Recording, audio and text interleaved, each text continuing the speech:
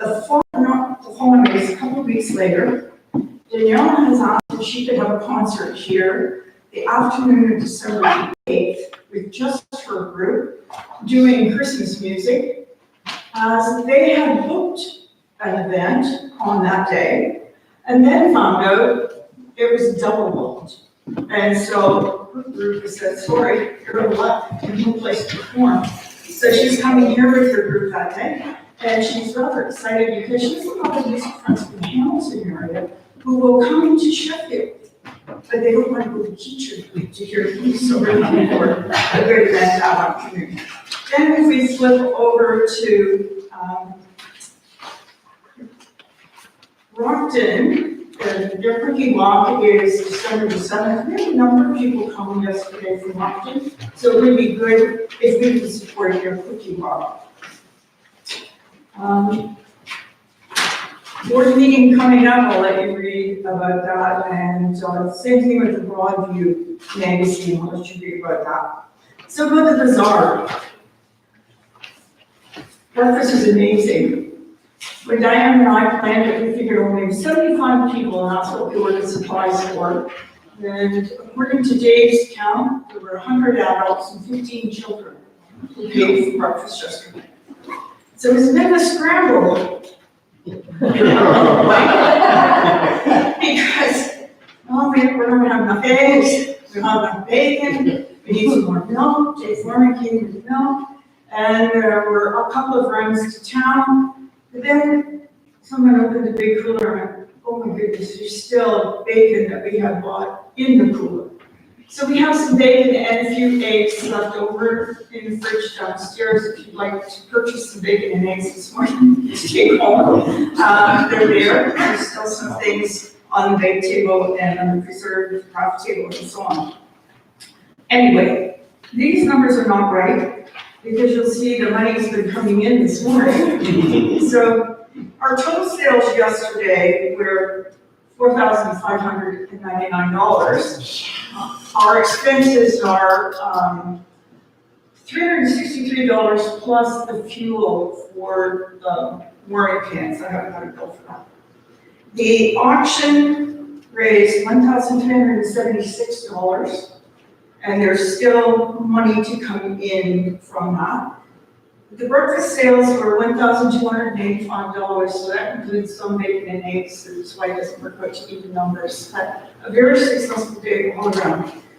Thank you very much to everyone.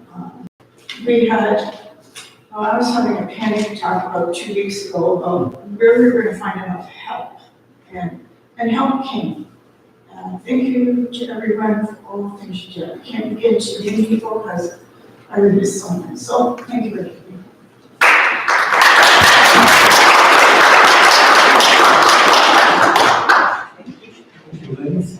Good morning, everyone. Good morning. Very pleased to be with you today. I hope I won't lead you astray.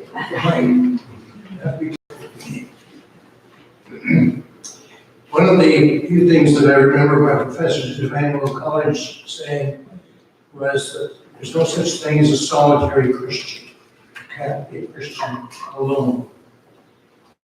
In other words, our Christianity consists not of what is in our head, but what is in our heart. That can find expression only in community. So welcome to this Christian expression in which we all come together to give and to receive the love that God's Spirit plants within us all.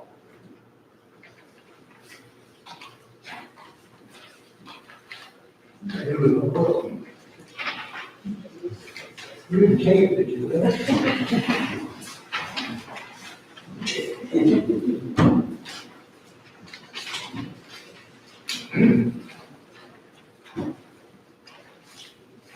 Let us join together in the prayer. Bound together by our trust in the Spirit that created the universe and continues to sustain, to heal, to restore, and redeem. We gather as a faith community, supporting one another and reaching out to others.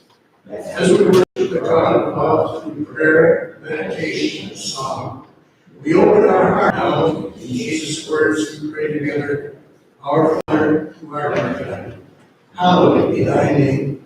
Thy kingdom come, thy will be done, on earth as in heaven. Give us this day our daily bread, and forgive us our trespasses, as we forgive those who trespass against us. And lead us not into temptation, but deliver us from evil. For thine is the kingdom, the power, and the glory, forever and ever. Amen. Our opening hymn is number 389, The Voices United. God is here.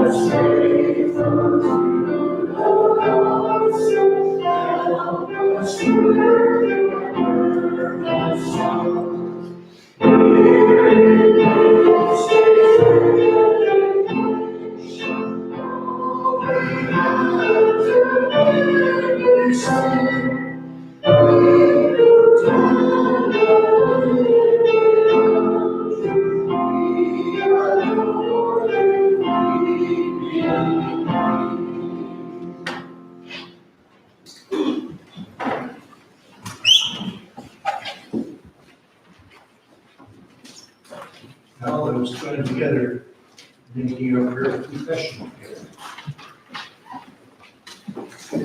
As a community, we confess our wrong to stand in God's good reach and love.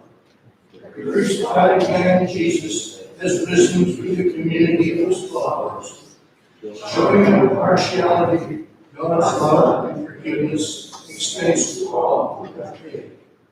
We repent those times when we have tried to narrow the range of God's expansive love our judgments, our limited sinning, our exclusions of others, and our efforts to make Christ exclusively for our group.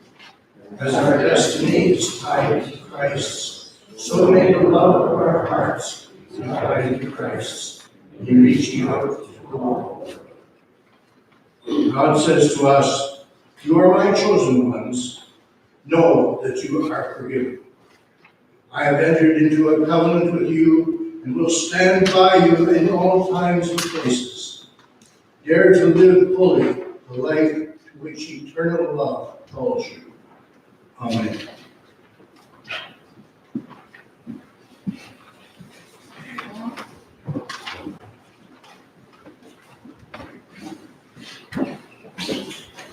Our first lesson today is from the second letter to the Thessalonian church, beginning to read to verse 6 of the 3rd chapter. All right. "Now we command you, beloved, in the name of our Lord Jesus Christ, to keep away from believers, let me start over again. Now we command you, beloved, in the name of our Lord Jesus Christ, to keep away from believers who are living in idleness and not according to the tradition that they received from us. For you yourselves know how you ought to be, to imitate us. We were not idle when we were with you, and we did not eat anyone's bread without paying for it. But with toil and labor we worked night and day, so that we might not burden any of you. This is not because we do not have that right, but in order to give you an example to imitate.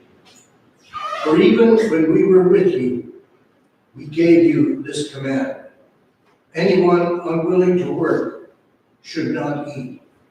Such persons we command and exhort in the Lord Jesus Christ to do their work quietly, to earn their own living. Brothers and sisters, do not be weary in doing what is right." And from the Gospel according to St. Luke in the 21st chapter. When some were speaking about the temple, how it was adorned with beautiful stones and gifts dedicated to God, Jesus said, "As for these things that you see, the days will come when not one stone will be left upon another. All will be thrown down." They asked him, "Teacher, when will this be? And what will be the sign about that this is about to take place?" And he said, "Beware that you are not led astray. For many will come in my name and say, 'I am he,' and the time is right. Do not go after them. When you hear of wars and insurrections, do not be terrified, for these things must take place first, but the end will not follow immediately." And then he said to them, "Nation will rise against nation, and kingdom against kingdom.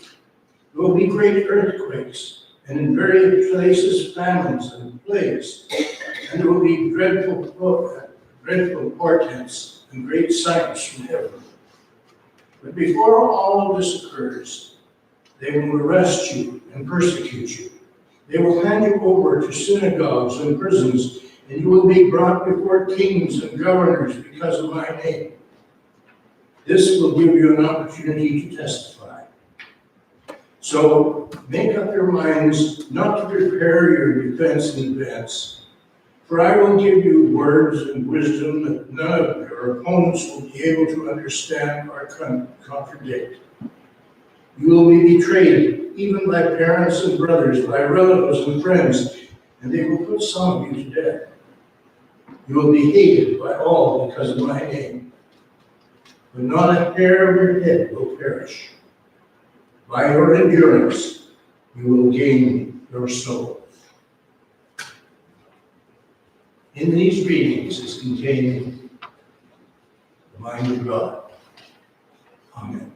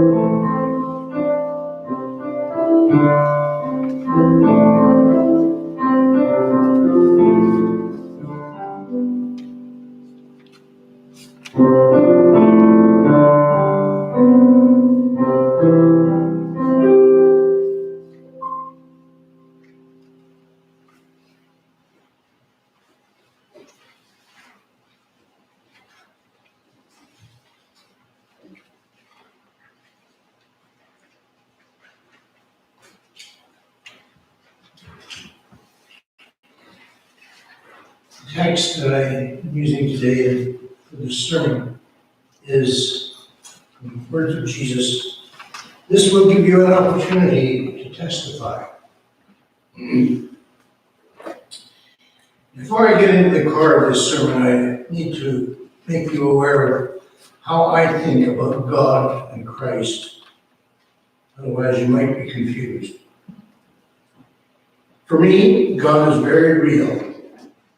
But God is not an old man up in the sky who can sometimes be manipulated into doing what we want.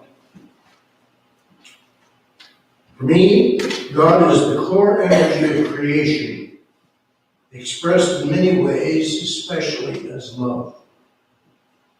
For me, Jesus became the perfect human expression of God's nature, whose life was a model for all human beings to follow, a model of pure love. I hope that will help you to understand my way of speaking.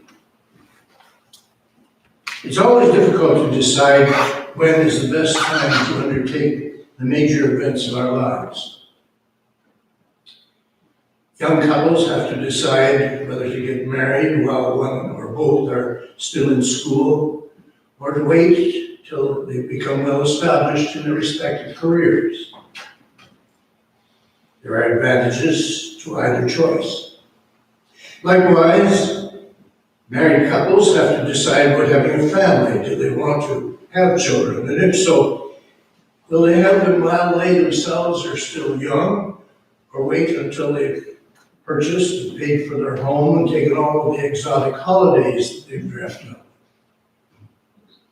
Elderly people have to choose when is the best time to downsize and move into more modest quarters. I could go on listing many other examples, but I'm sure you get the point. We keep asking, is this the best time? Are all of the circumstances favorable?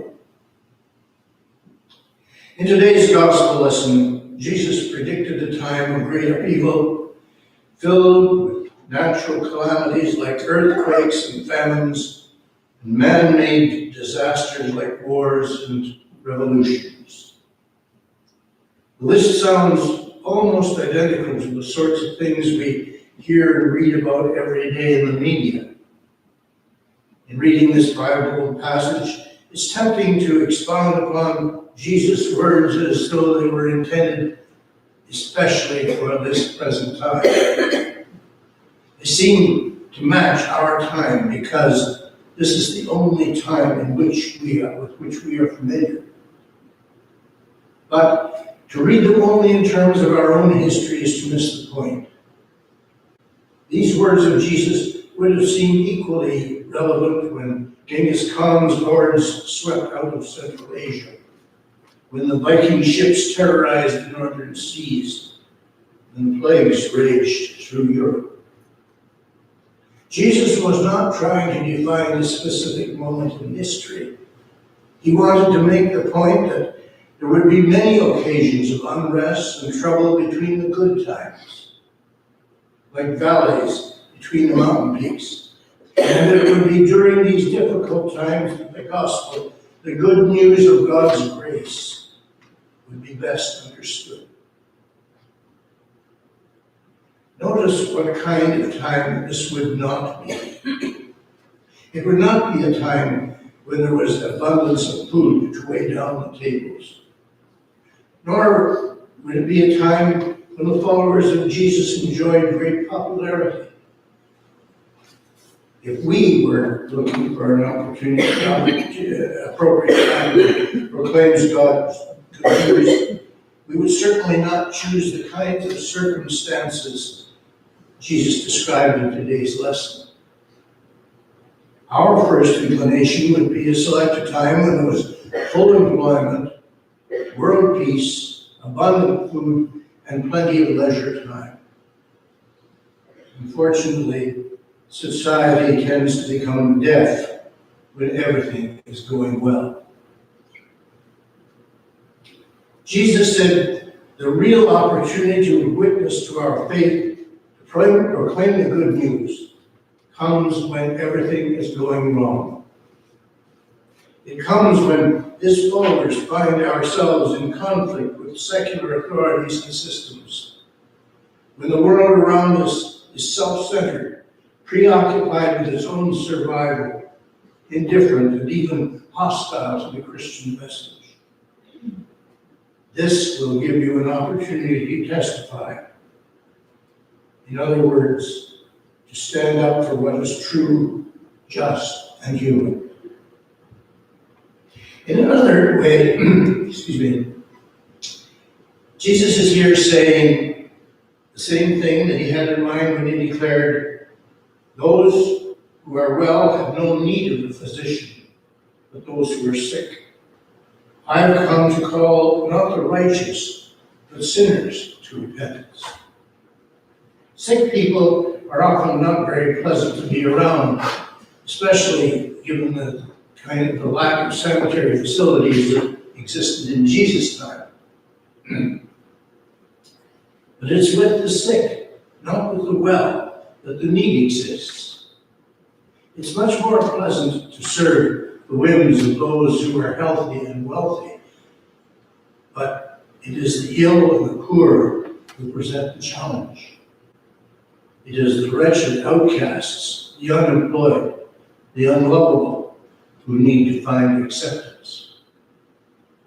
And so Jesus said that the time, the place, and the opportunity to demonstrate his good news of hope and redemption is where there is a real need.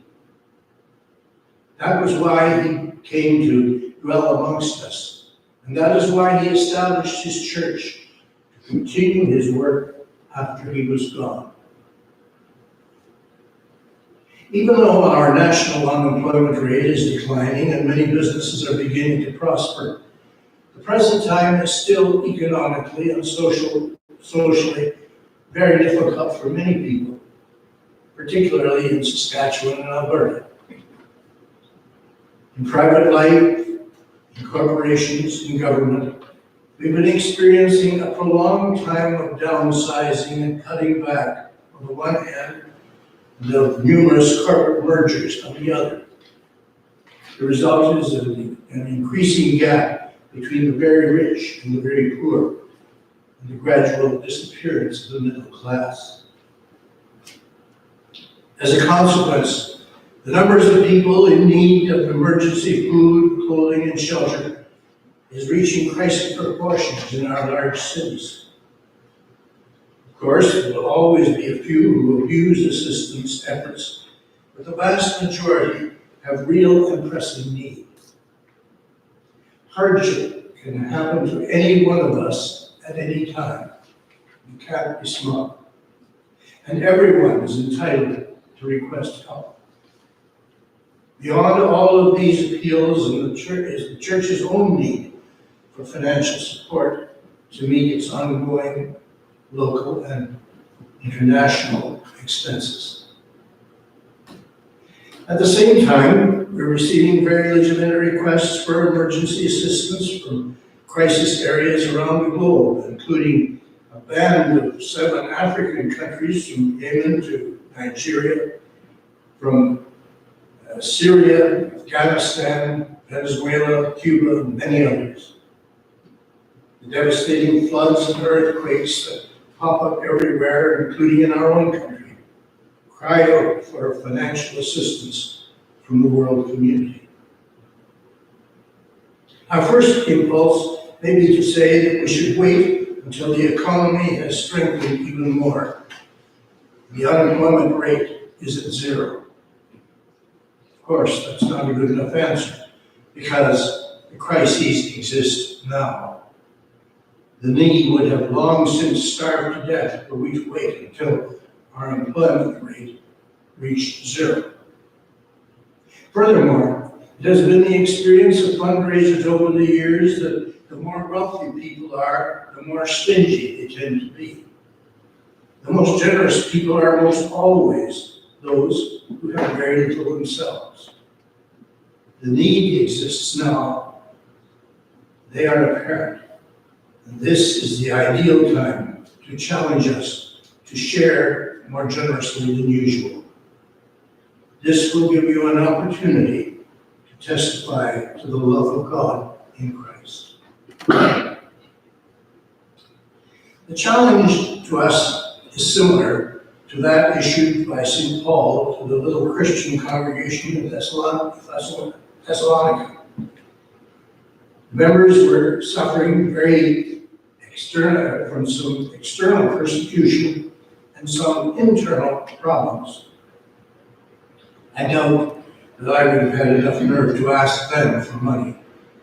But Paul was not so timid. He told them that even in their trials, they had an obligation to demonstrate as much financial responsibility as he had. This was their chance to testify to their faith in very practical terms. The time was right. Finding the right time to give visible expression to our faith has a dimension for us today that did not exist when Jesus walked this earth. I'm speaking about the gift of life through donations of blood, bone marrow, and organs for transplant. It's heartbreaking to hear or read of the death of individuals who've been waiting for an organ transplant for a long time because no donor organs were available. In 2017, there were 242 Canadians who met that fate. It's encouraging that progress is being made in the science of generating new replacement organs using stem cells, but there's still a lot more work to be done in that field. Donor organs will still be needed for the foreseeable future. According to the latest statistics that I've been able to find, in 2018, there were 21.9 donors per million people in this country.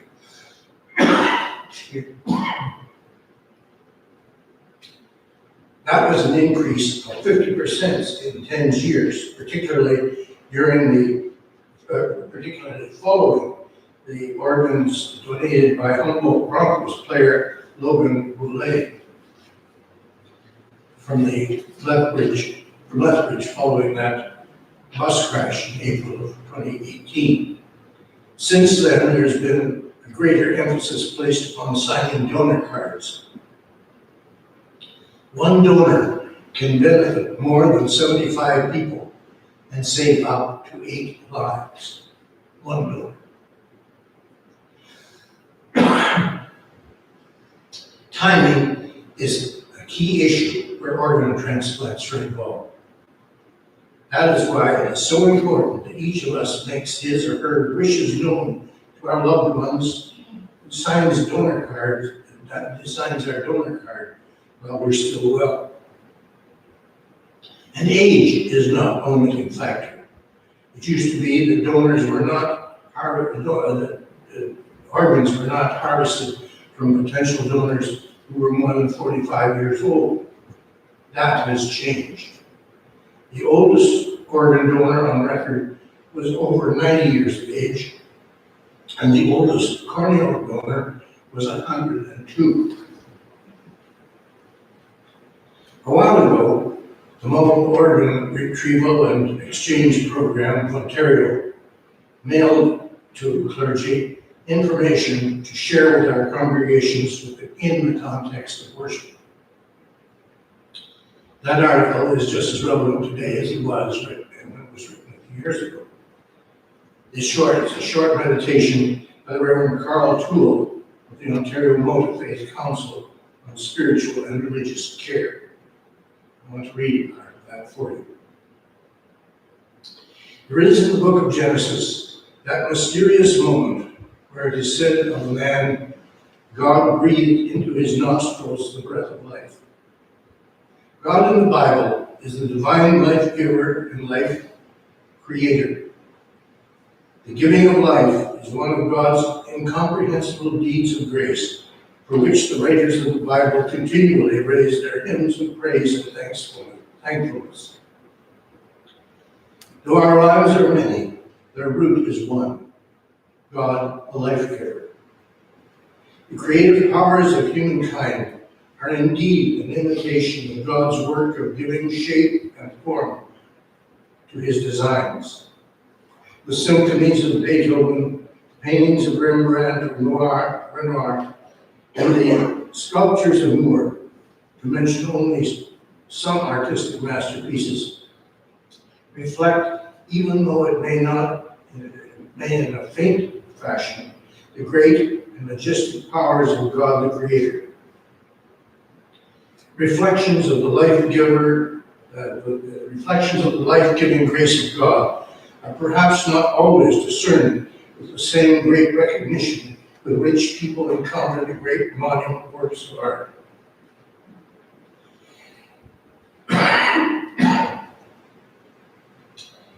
The operating room in any hospital is no concert hall with a seating capacity of hundreds and hundreds. Scientists' laboratory is no busy street corner where thousands and thousands pass every day. Yet, the life-giving grace is reflected in those operating rooms and laboratories for every death of a leaf torn from the tree of life. When life is restored, God's grace becomes highly visible.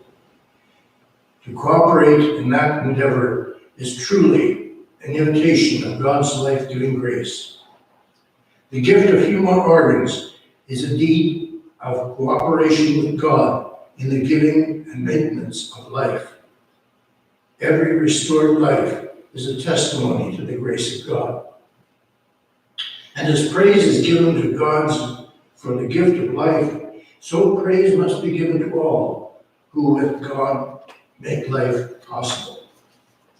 A child once said, "People are the words with which God tells his story." The donation of organs tells the story of God's love of life. When is the right time for us to bear witness to the love of God in the world? On the one hand, many of us are feeling the restriction placed upon us by low interest on investments, short working hours, low salaries, high property taxes, and new user fees.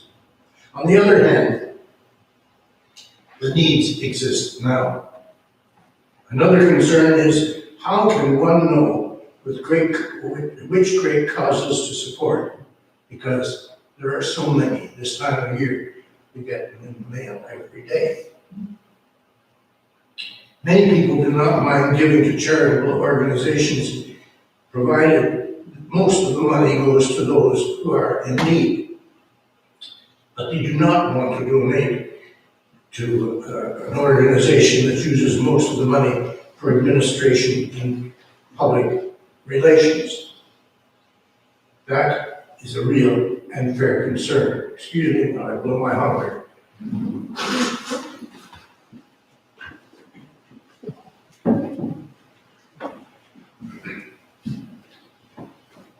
Of course, the people who do the bookkeeping and distribution of the funds deserve to be paid for their efforts, just like everyone else.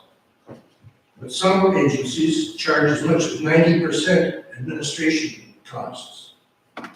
That is why it is best to donate directly to the charitable organization rather than through direct mail and telephone campaigns. The United Church and the Canadian Food Grains Bank are two of several that have very low administrative costs.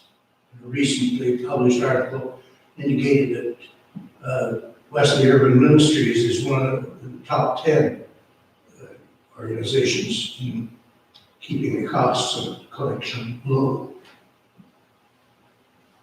The main precaution to take is in contributing to any charitable organization is to make sure that that agency publishes an audited financial statement annually. It is wise not to support any organization that will not let you see an audited statement. Excuse me again. None of us can contribute to everything. We have to choose. Thank you, that's going on.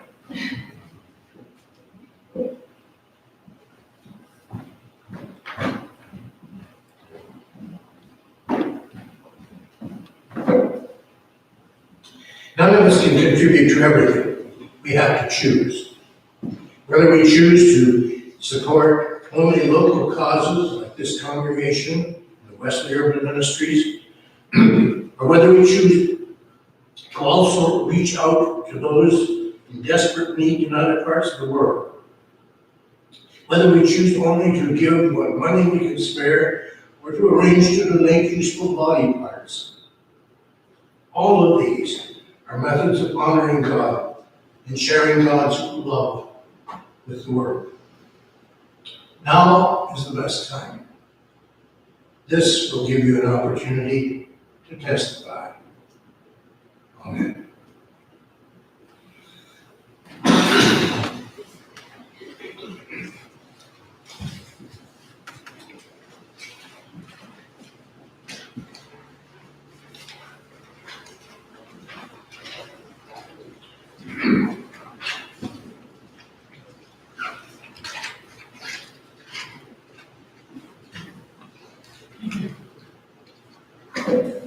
Let's join in singing the hymn number 427, Show by Touch and Word.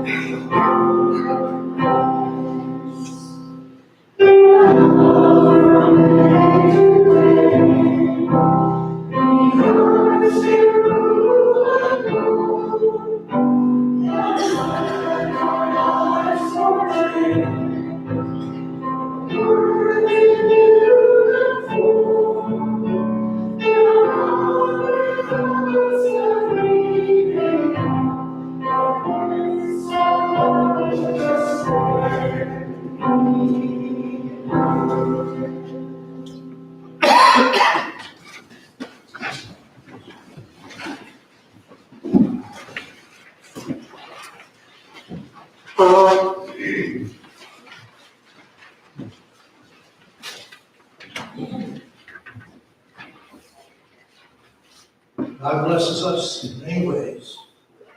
Let's now turn our thanks as we bring our offerings.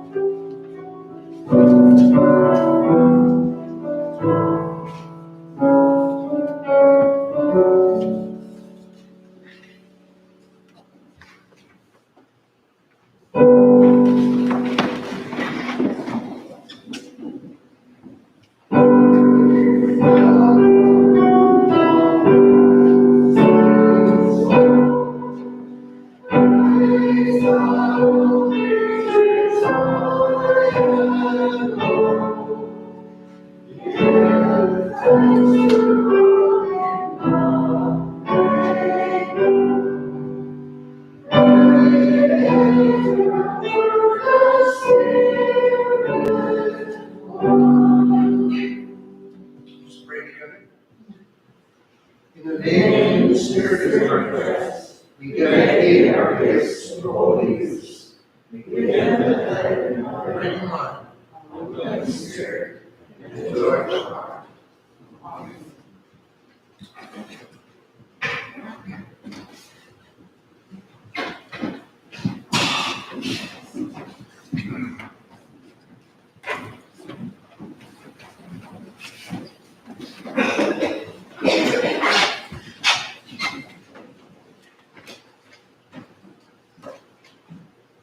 I hope they have a big glass of water brought me.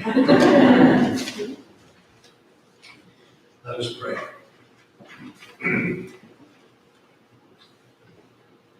As we bow and wonder in the midst of God's creation, creative, sustaining, healing presence, we give thanks for the Creator's overflowing love for all humankind, and indeed for the universe, expressed in the powerful and sacrificial life of Jesus the Christ.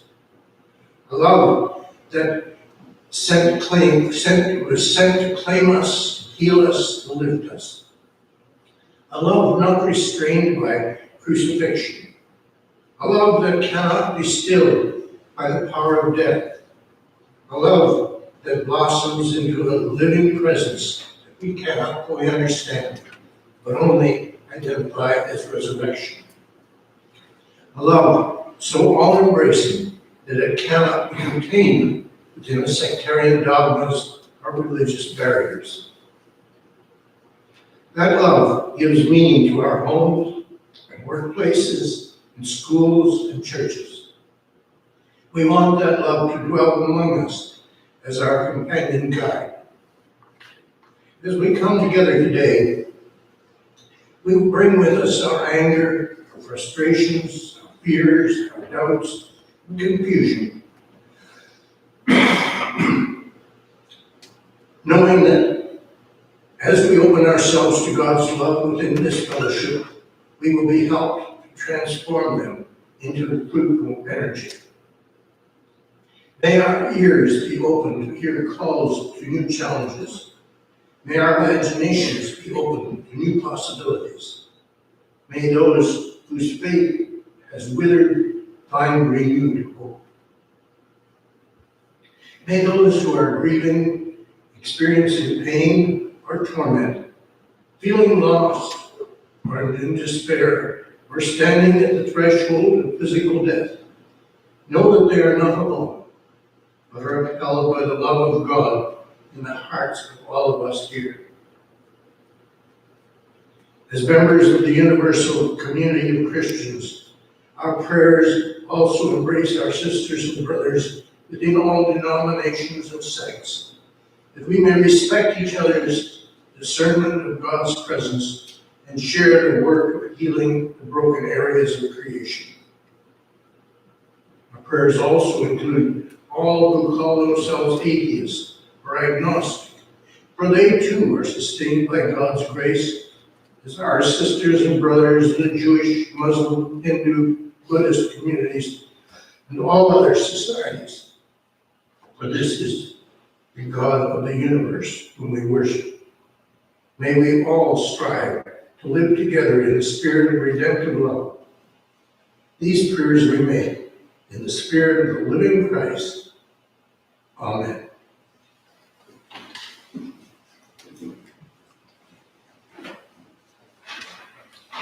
Our closing hymn is number 424, Four People.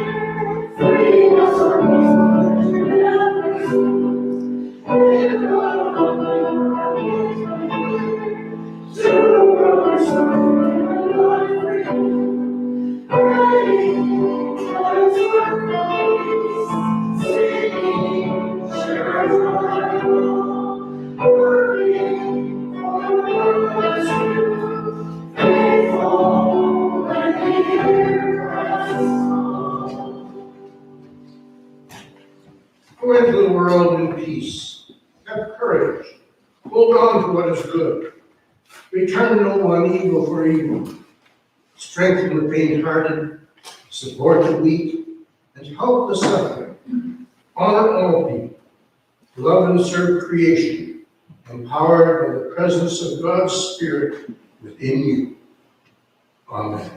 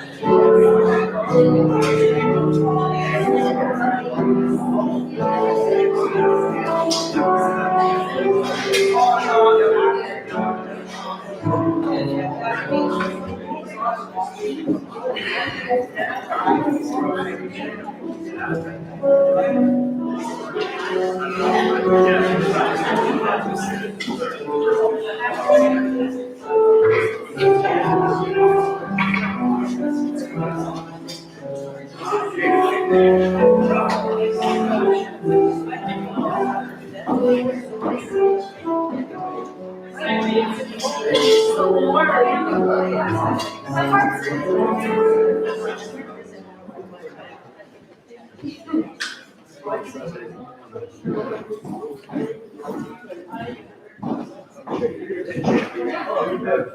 morning.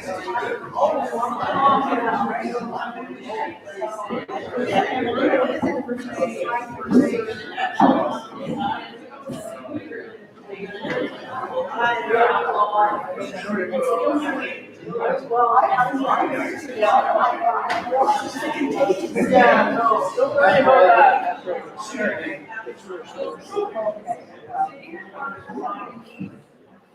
You did a massive job and you were an example to yourself. You just right on. Make sure you get water on.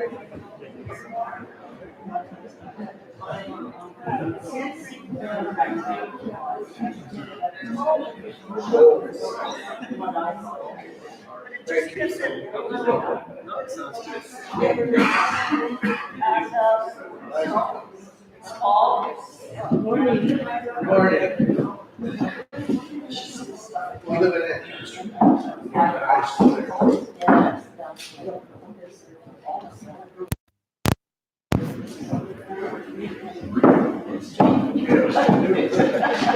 Was nice.